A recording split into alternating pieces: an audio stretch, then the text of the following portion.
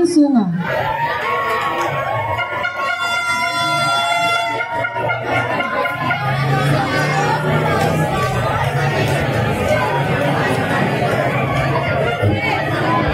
Okay, number 1.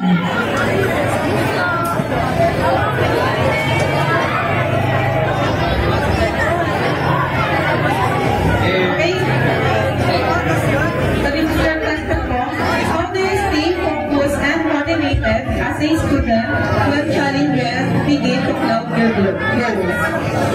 Again, how do you stay focused and motivated as a student when challenges begin to cloud your goals? Matagal, paano ka nananatiling nakafocus at motivated bilang estudyante kapag may mga pagsubok na nagpapalabo ng iyong mga layunin? Maraming salamat po sa inyong katanungan. Nananatili po akong focus sa pamamagitan po na mag-remind po sa sarili ko na bakit ko po simulan ang pamagi nito.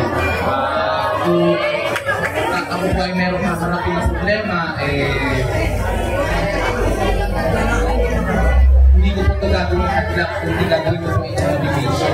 Saka pinipili ko rin pong maging positive everyday para sa mga darating po na problema, maging matatag po ako.